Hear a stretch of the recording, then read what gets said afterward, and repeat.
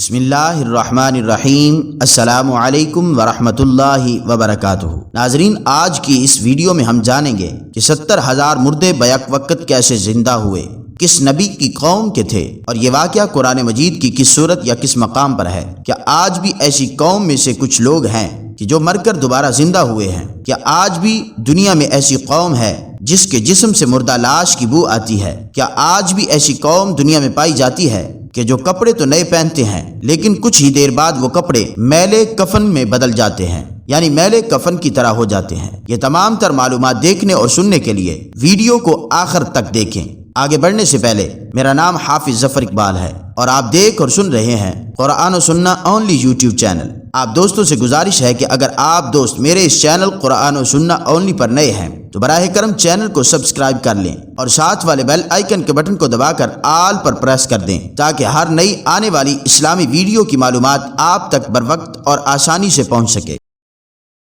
ناظرین، یہ حضرت حزقیل علیہ السلام کی قوم کا ایک بڑا ہی عبرت خیز اور انتہائی نصیحت آمیز واقعہ ہے جس کو خداوند قدوس نے قرآن مجید کی سورہ بقرہ میں بیان فرمایا۔ حضرت حزقیل علیہ السلام کون تھے؟ یہ حضرت موسیٰ علیہ السلام کے تیسرے خلیفہ ہیں جو منصب نبوت پر سرفراز کیے گئے۔ حضرت موسیٰ علیہ السلام کی وفات اقدس کے بعد آپ کے خلیفہ اول حضرت یوشع بن نون علیہ السلام، جن کو اللہ تعالیٰ نے نبوت عطا فرمائی، ان کے بعد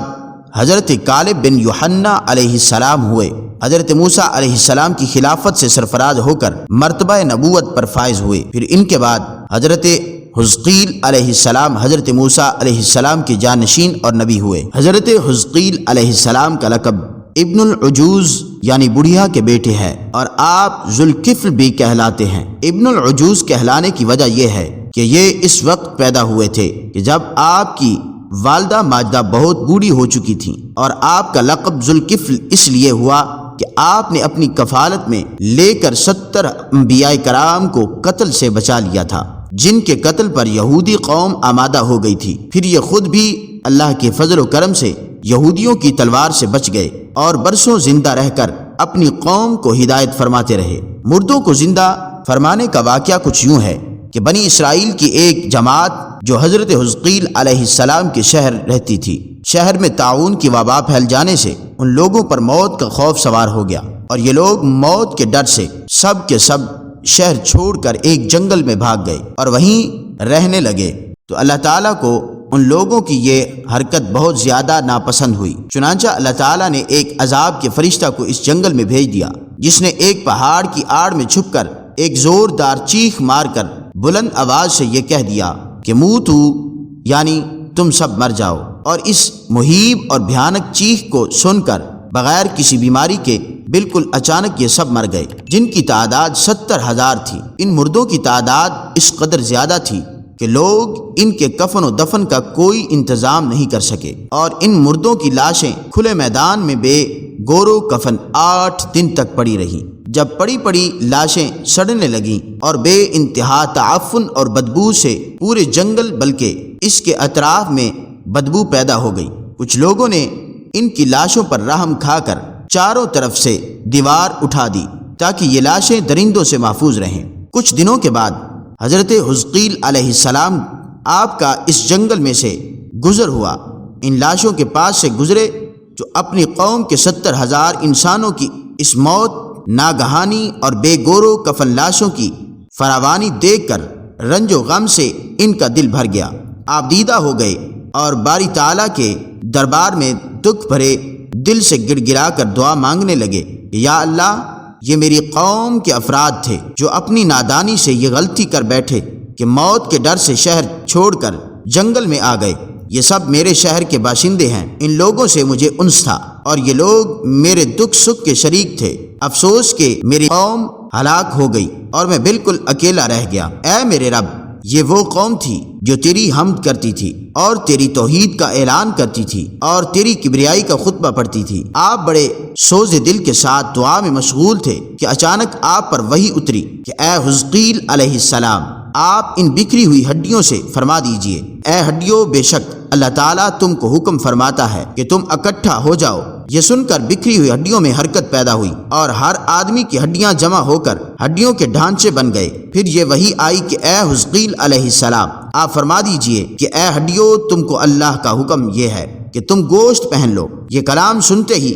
فوراً ہڈیوں کے ڈھانچوں پر گوشت پوشت چڑھ گیا۔ پھر تیسری بار وحی نازل ہوئی کہ اے حزقیل علیہ السلام، اب یہ کہہ دو کہ اے مردو، اللہ کے حکم سے تم سب اٹھ کر کھڑے ہو جاؤ۔ چنانچہ آپ نے یہ فرما دیا تو آپ کی زبان سے یہ جملے نکلتے ہی 70,000 لاشیں دم زدن ناگہاں یہ پڑھتے ہوئے کھڑی ہو گئی، سبحانک اللہم و بحمدک لا الہ الا انت۔ پھر یہ سب لوگ جنگل سے روانہ ہو کر اپنے شہر میں آ کر دوبارہ آباد ہو گئے، اپنی عمروں کی مدت بھر زندہ رہے، لیکن ان لوگوں پر اس موت کا اتنا نشان باقی رہ گیا کہ ان کی اولاد کے جسموں سے سڑی ہوئی لاش کی بدبو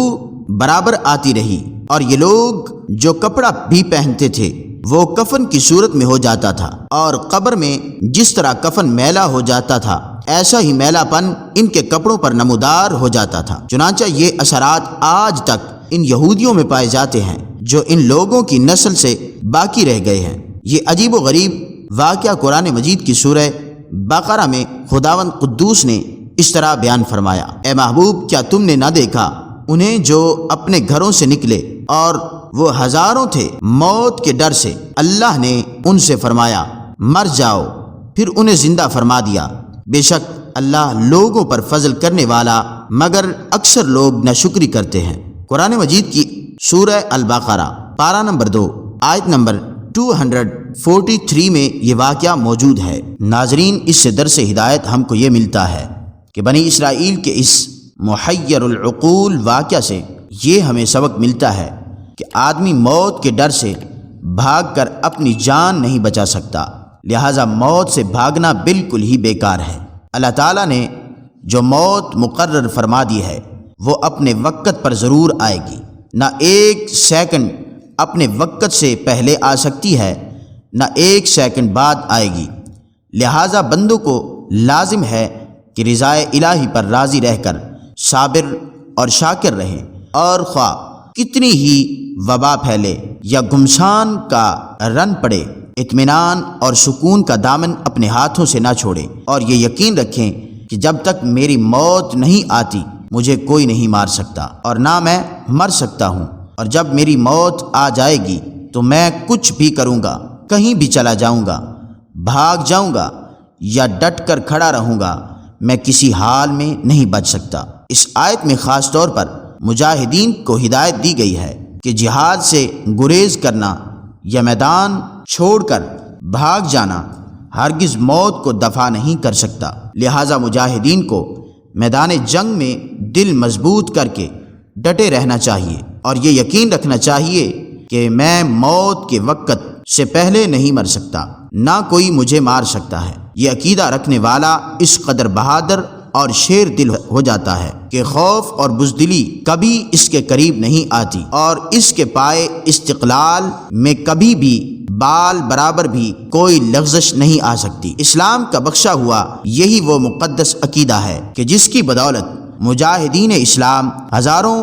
کفار کے مقابلہ میں تنہا پہاڑ کی طرح جم کر جنگ کرتے تھے، یہاں تک کہ فتح مبین ان کے قدموں کا بوسہ لیتی تھی، اور وہ ہر جنگ میں مظفر و منصور ہو کر اجر عظیم اور مال غنیمت کی دولت سے مالا مال ہو کر اپنے گھروں میں اس حال میں واپس آتے تھے کہ ان کے جسموں پر زخموں کی کوئی خراش بھی نہیں ہوتی تھی، اور وہ کفار کے دل بادل لشکروں کا صفایا کر دیتے تھے۔ شاعر مشرق نے اس منظر کی تصویر کشی کرتے ہوئے کسی مجاہد اسلام کی زبان سے یہ ترانہ سنایا کہ ٹل نہ سکتے تھے اگر جنگ میں اڑ جاتے تھے، پاؤں شیروں کے بھی میدان سے